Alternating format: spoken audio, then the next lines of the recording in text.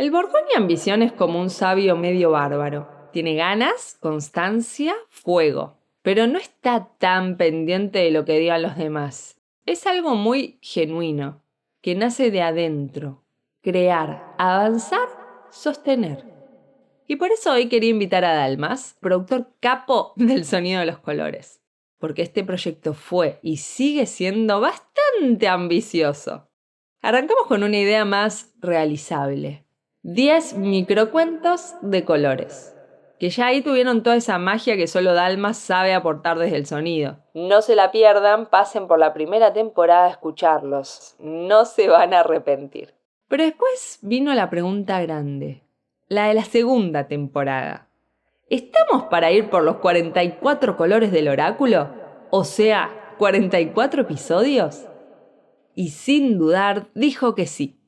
Por eso me parecía re lindo invitarlo en este anteúltimo episodio a charlar un ratito. Porque producir un podcast no es solo apretar botones y hacer que se escuche bien.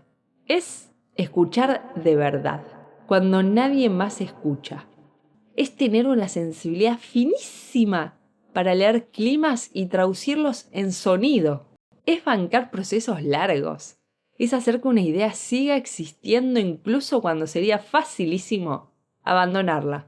Y encima, hacerlo con esa exigencia del buen gusto, que no es menor. Así que vamos a las preguntas. Hola, Dalmas. ¿Cómo estás? Hoy quiero que nos metas un poquito en tu cabeza y en tu forma de laburar. Contanos, ¿cómo es producir un episodio de podcast según Dalmas? Mi cabeza es un ambiente complejo con un cerebro que no se calla nunca y todo el tiempo está pensando en algo. Creo que esta es una de las principales características que tenemos quienes producimos o creamos contenido. Estamos las 24 horas produciendo algo.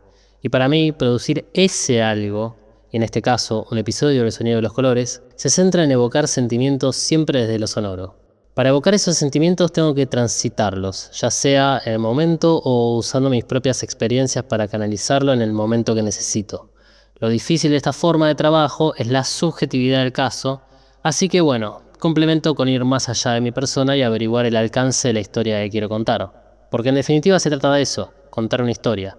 A veces puedo contar una historia en simultáneo al episodio usando sonidos y otras potenciar la que en este caso contás vos, Dani. Como la subjetividad está en el medio, me parece fundamental nutrirme culturalmente para tener un mayor rango en cómo evocar esos sentimientos para evitar caer en fórmulas o en la monotonía. Esa es la motivación que está detrás de la ambición de estar haciendo la segunda temporada del Sonido de los Colores. Escuchándote hablar de la subjetividad, de la necesidad de ir más allá de vos mismo y de esa ambición que te empujó a una segunda temporada, me dan ganas de ir un paso atrás. Dalmas, cuando arrancamos con el Sonido de los Colores, eran solo 10 microcuentos. Algo más abordable, entre comillas. ¿Qué te pasó por el cuerpo cuando apareció la idea de ir por los 44 colores? ¿Eso te entusiasmó, te asustó o las dos cosas juntas? No sé por qué te pareció que la primera temporada haya sido más abordable. Pero en cierto punto, es cierto que la segunda temporada fue un desafío cargado de entusiasmo, dudas y, por extraño que suene de mi boca, con algo de confianza.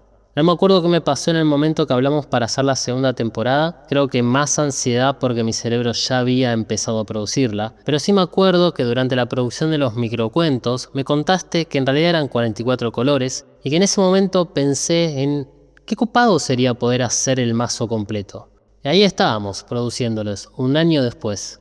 Obviamente sentí alivio en no repetir los cuentos para el resto de los colores y buscar nuevos caminos. No tanto porque hacer cada cuento fue una experiencia única, irrepetible y desgastante, lo digo en el buen sentido, pero más bien por el alivio que fue la búsqueda de algo nuevo. Cambiar, crear desde cero y ver qué puede salir. Lo cual trae consigo muchas dudas al respecto de poder llevar adelante este proyecto, semejante proyecto. Un poco por cómo funciono y otro poco para no caer en estos temores. Cuando se tratan de proyectos grandes, me enfoco en los números y en las cosas que sí puedo controlar. Justamente para dimensionar lo que es la segunda temporada del Sonido de los Colores, un año tiene 52 semanas y publicamos un episodio por semana, por lo que el margen de error o pausas que nos podíamos tomar fueron pocas, más que nada si queríamos hacerlo durante un año. Lo interesante de contar todo esto ahora, ya casi terminando la temporada, es que todos esos temores o dudas estuvieron muy poco. Más bien, lo que me queda después de todo este año fueron las ganas de recibir tus mensajes y saber que tendría un nuevo episodio para hacer.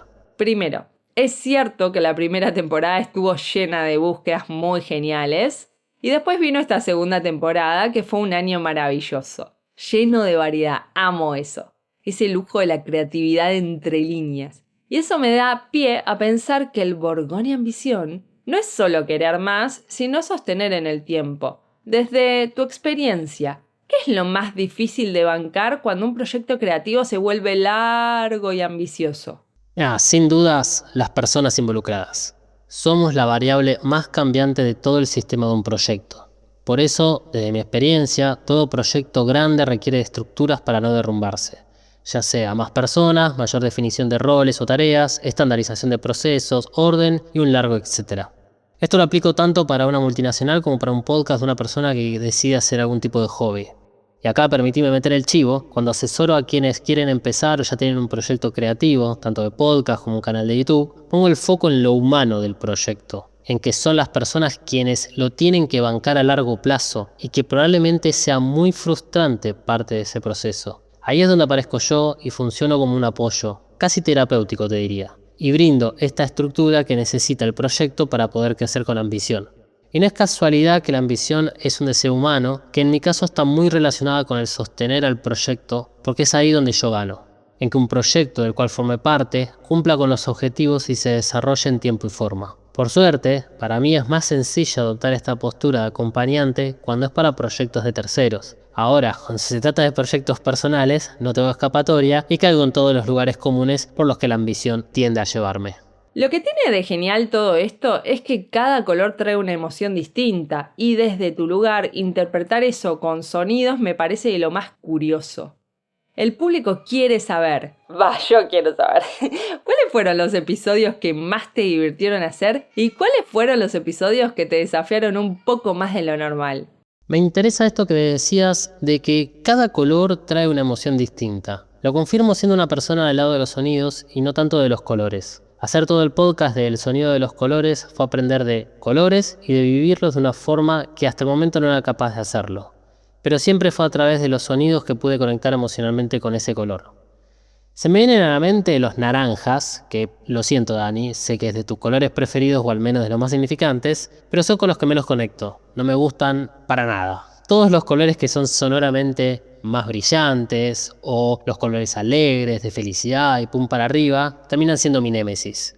Así que esos son los que más me costaron. Algunos me han producido mal humor, pero no fue hasta dejarlos de cantar unos días que la sensación de haber hecho todo mal desaparecía. Y finalmente podía darme cuenta que el episodio estaba bárbaro. Tampoco esto quiere decir que el negro o los grises fueron mis episodios favoritos por defecto. Después de toda esta experiencia me he encontrado dando vueltas dentro de los violetas oscuros y los tonos rojos como este, Borgoña Ambición. Por algo, mis dos episodios favoritos de la primera temporada son Violeta Valiente y Rojo Raíz, que en mi imaginación es un rojo sangre mezclado con tierra. Y de la segunda temporada no tengo algún episodio favorito, cada uno es único a la vez, que es parte del todo, porque todos los episodios combinan entre sí. En estos 44 colores pude expresarme como quise, algo que te agradezco infinitamente Dani, y usar desde cantos gregorianos, tonos, armonías, efectos de sonido para provocar reflexión, canciones poperas y bien arriba hasta los sonidos más melancólicos o serenos que pude crear. Pero bueno, si tengo que elegir, las visualizaciones fueron las más divertidas y desafiantes para hacer. Recomiendo las visualizaciones de la banda Serenidad y Violeta Transmutar que son muy interesantes para escuchar.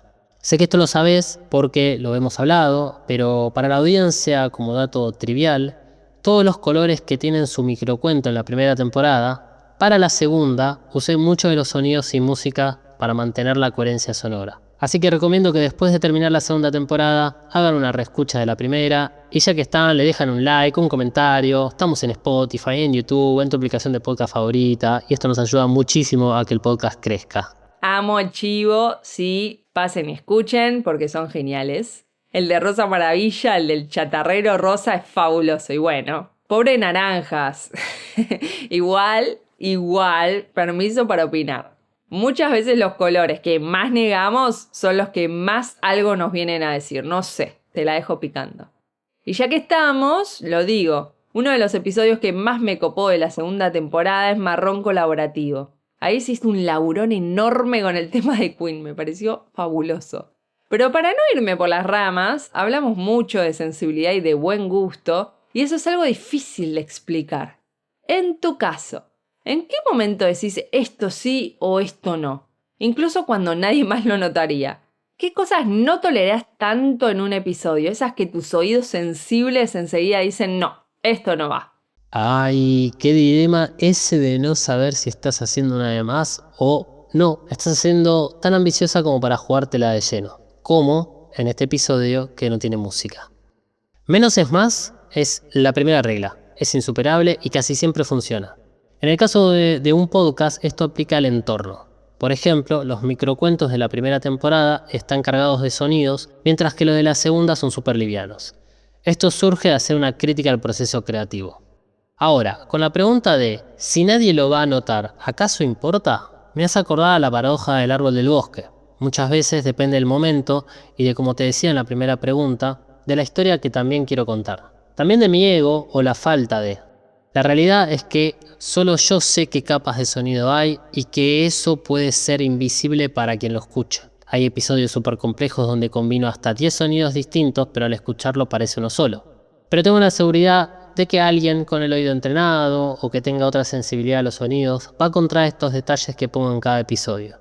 Es como un juego. En lo único que soy implacable respecto a lo que va o no va es con las voces. Más que nada cuando la voz es el sostén del episodio. Es una necesidad que la voz no tenga ruidos y esté lo más limpia posible. Esto es muy de nerd y de nicho dentro de la edición de sonido, pero la mayoría de las personas no saben siquiera que al hablar producimos chasquidos con la lengua, ruidos al salivar, los quedamos sin aire o hablamos con demasiado y muchas cosas más.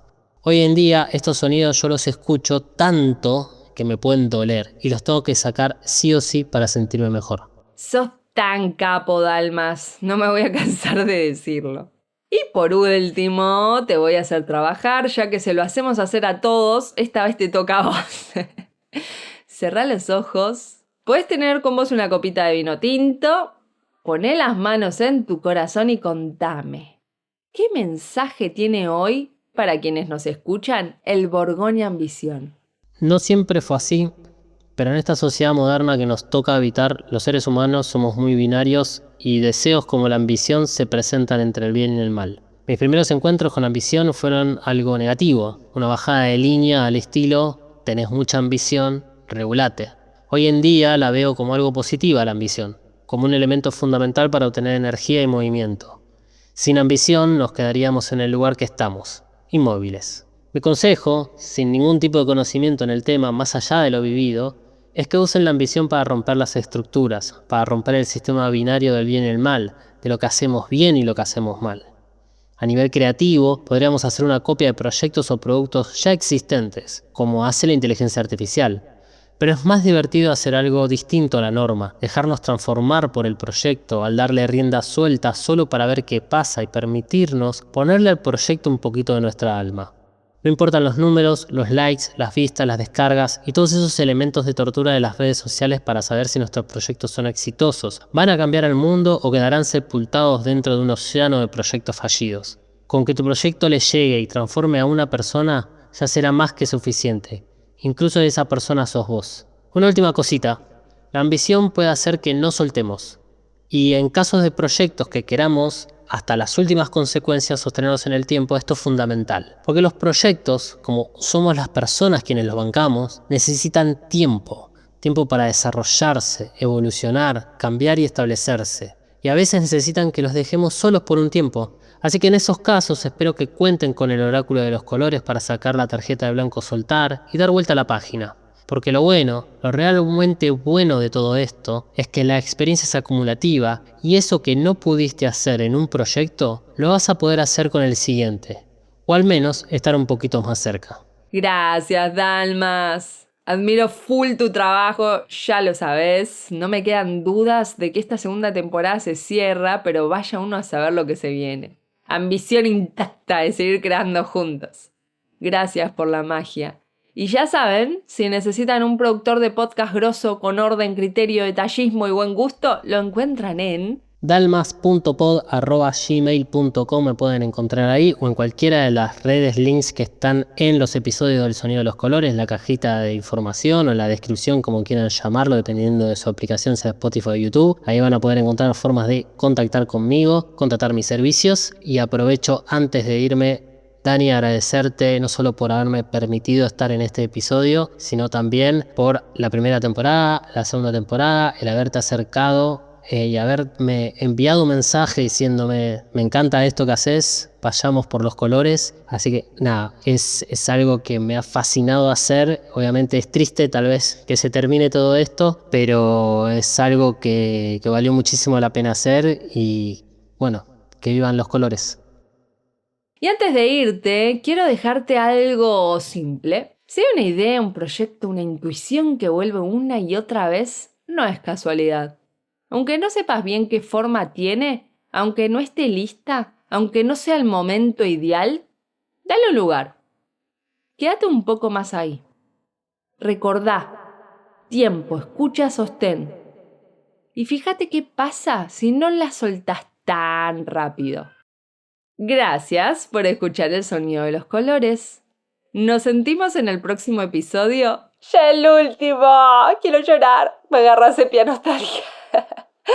Con amor y colores, Dani.